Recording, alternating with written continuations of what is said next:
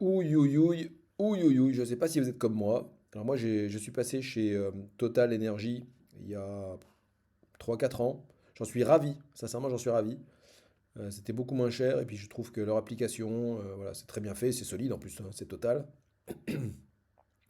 Mais alors là, voilà, j'ai pas trop compris, j'ai pas eu le temps d'analyser pourquoi mes factures, notamment de gaz, explosaient en ce moment parce que j'ai pas l'impression de consommer davantage. Mais en tout cas, ça augmente. Et je me dis que peut-être que l'État serait pas innocent à cette augmentation.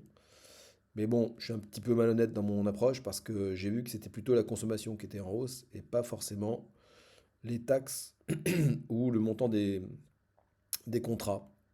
Donc on va voir dans ce petit article de Moneyvox, je vous conseille une fois de plus, hein, si vous êtes intéressé par tout ce qui est placement, investissement, Moneyvox fait partie des sites qui sont toujours intéressants à lire.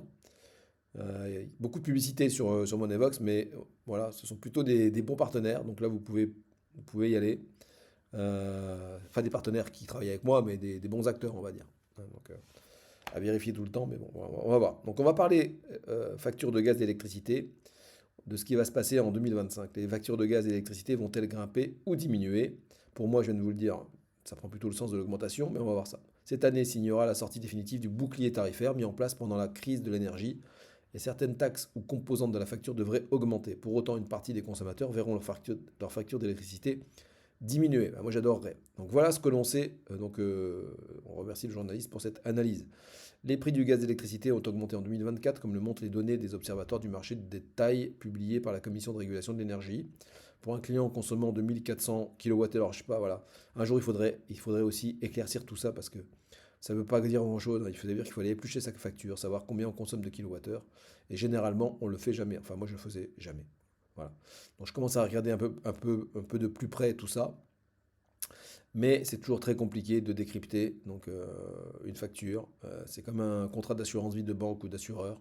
Si vous voulez connaître vos frais et votre performance, eh bien, bon courage. Dans le détail, je veux dire, hein. Donc, une facture, voilà, pour ce client, la facture est passée de 696 en août 2023 à 756 en août 2024. Côté gaz, un consommateur ayant fait un usage chauffage et utilisant 14 000 kWh chaque année a vu sa facture annuelle suivant le prix repère du gaz passer de 1408 à 1728. C'est quand même pas rien. C'est quand même pas rien. Donc faut-il s'attendre à des augmentations similaires en 2025? On va voir ça. En électricité, eh bien, on va avoir une baisse du prix pour plus de la moitié des consommateurs. Ça, c'est une bonne nouvelle.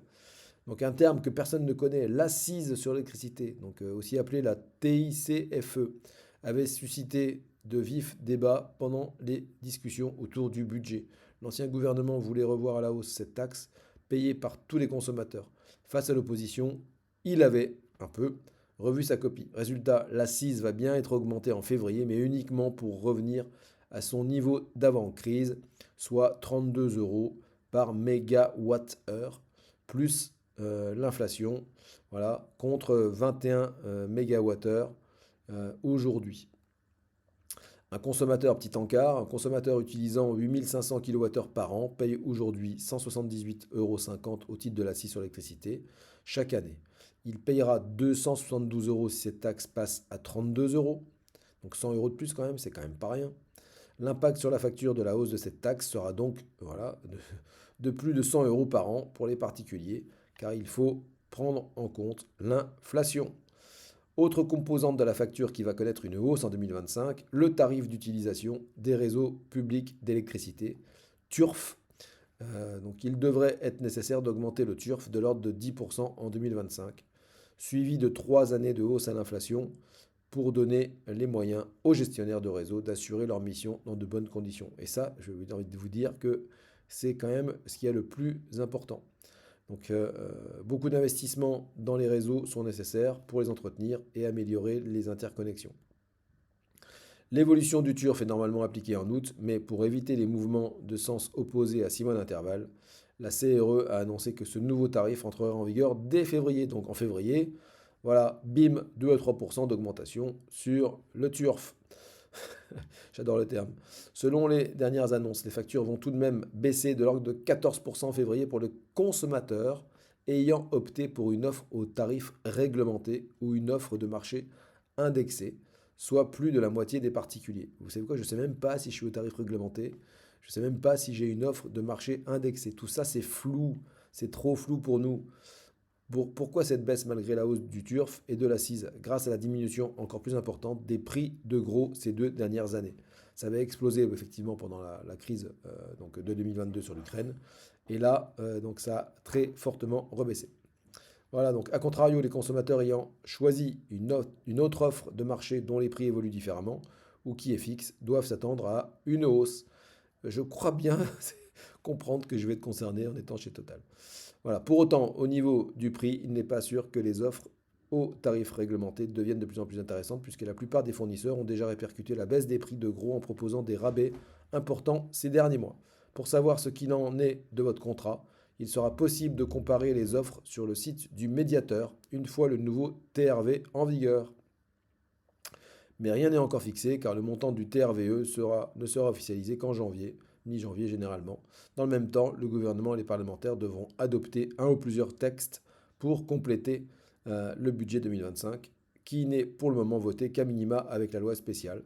Donc des mesures pourraient donc changer la donne. Dernier élément qui aura un impact sur les prix en 2025. Donc les tarifs des marchés de gros pour le gaz comme pour l'électricité. Donc on passe au gaz. Pour le gaz, donc on a des incertitudes sur le prix. Les factures de gaz ont connu une grosse augmentation en juillet. Et depuis, le prix repère du gaz, qui est publié tous les mois par la CRE, a continué de croître. Ah bah, c'est ce que je vous disais, en tout cas c'est ce que j'ai vu, effectivement. Ma consommation a augmenté, a priori, et donc le prix, bien évidemment, également.